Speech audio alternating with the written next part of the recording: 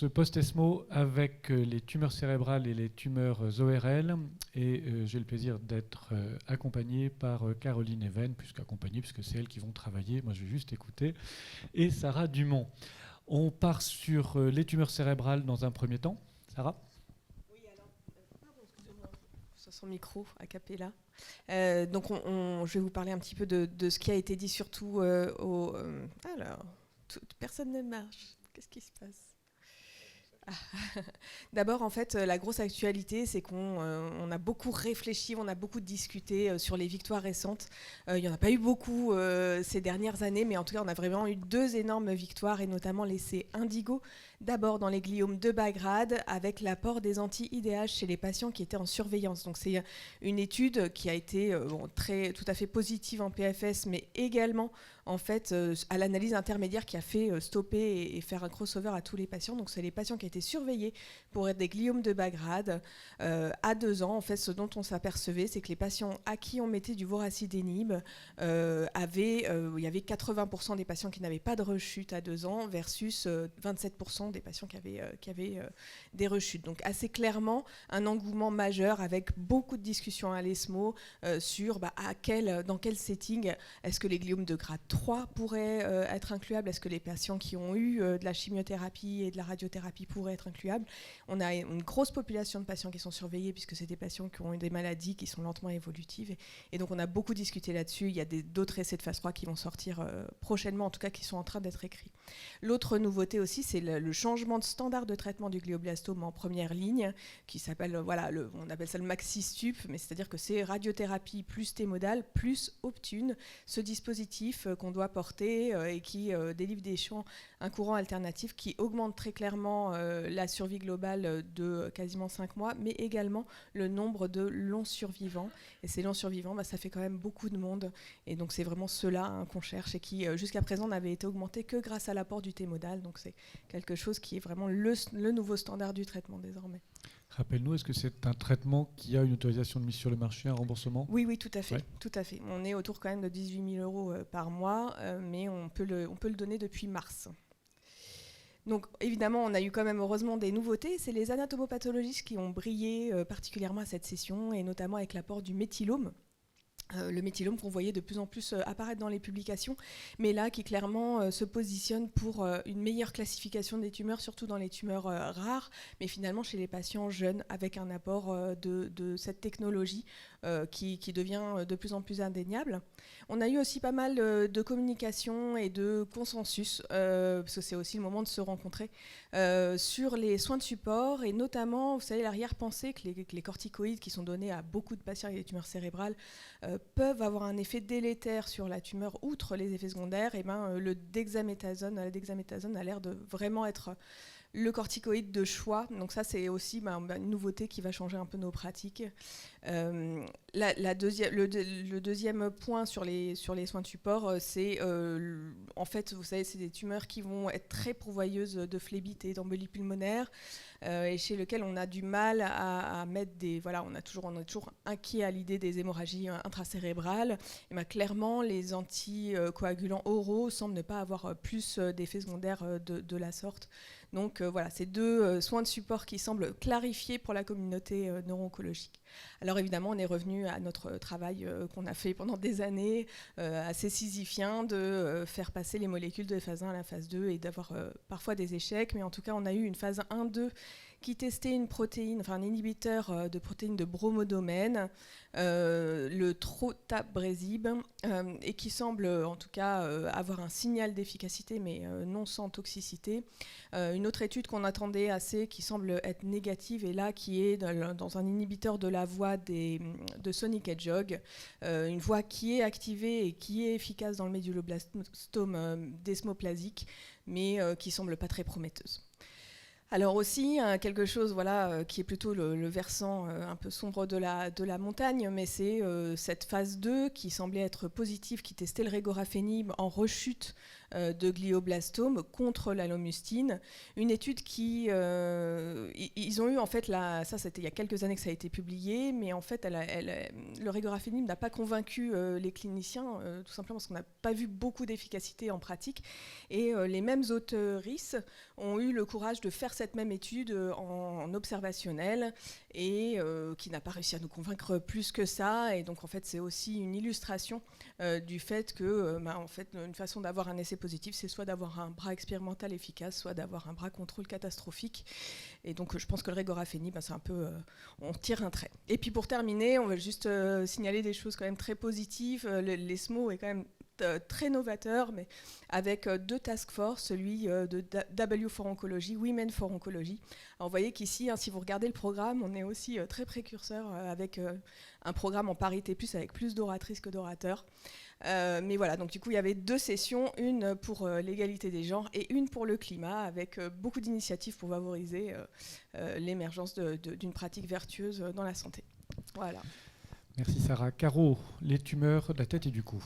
Merci. Donc on parle des cancers ORL. On va parler d'abord des carcinomes épidermoïdes localement avancés avec plusieurs études. Une première méta-analyse de l'équipe ici de Gustave Roussy par Pierre Blanchard qui a sur données individuelles de patients qui évaluait la place des anti-EGFR dans le traitement des carcinomes localement avancés.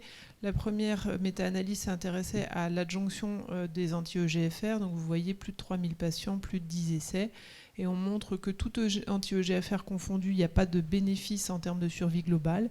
Si on s'intéresse aux anti-EGFR qui ont montré le plus d'efficacité en ORL, à ce moment-là, donc le cetuximab et le nimotuzumab, on a un bénéfice en termes de survie globale, surtout chez les patients de moins de 50 ans et chez les P16 négatifs. Et si on s'intéresse à remplacer l'anti-EGFR par rapport au traitement standard, pareil, plus de 10 essais, plus de 3000 patients, là on n'a pas de bénéfice à remplacer par l'anti-EGFR. Et on est d'autant plus défavorable que le patient n'a pas eu de chimiothérapie d'induction, que c'est une femme et que sa tumeur est localisée dans l'oropharynx. Une autre étude française, une phase 2, pareil de Gustave Roussy, qui a évalué l'immunothérapie adjuvante et en l'occurrence le nivolumab chez les patients opérés par une chirurgie de rattrapage réalisée en territoire irradié.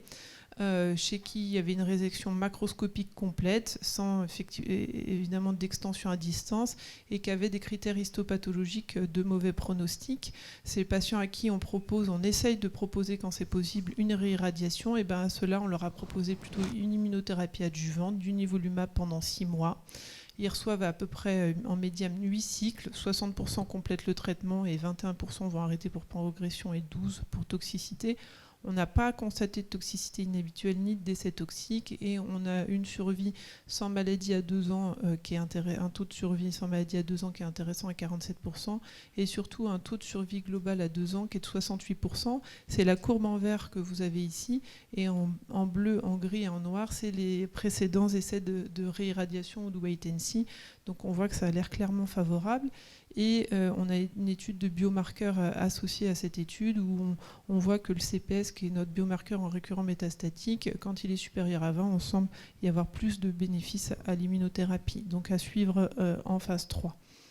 Une étude, vous savez que les anti-PD1 n'ont pas de place pour l'instant, les anti-PD1 ou anti-PDL1 n'ont pas de place dans le traitement des localement avancés en concomitant et en adjuvant avec la radiochimiothérapie. Donc ça, c'est une étude qui s'intéresse à la séquence thérapeutique, de savoir si le pembrolizumab mis après la radiochimio ou pendant et après, quel est le meilleur bras de traitement.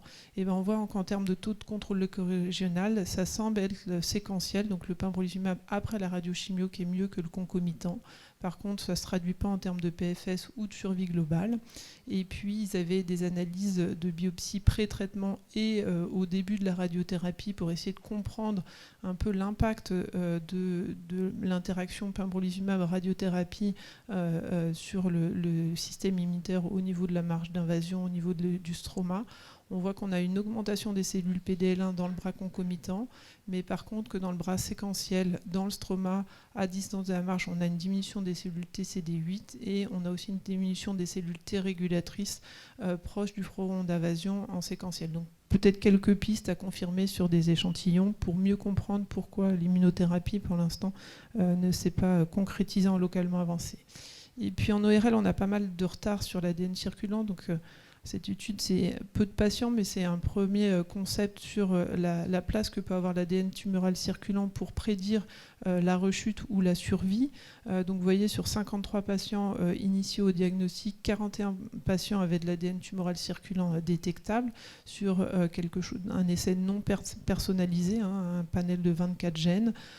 Et puis on regardait cet ADN tumoral circulant 12 semaines après la fin du traitement curatif, radio, chimiothérapie ou chirurgie, et on voit que la valeur prédictive de l'ADN tumoral circulant à 12 semaines, elle est de 80, valeur prédictive positive, elle est de 82%, la valeur prédictive négative 83%.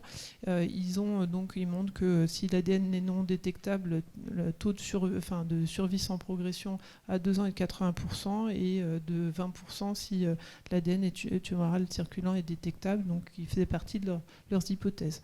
Donc c'est un premier pas dans l'ADN tumoral circulant en ORL. Et puis maintenant, les carcinomes épidermoïdes récurrents et métastatiques.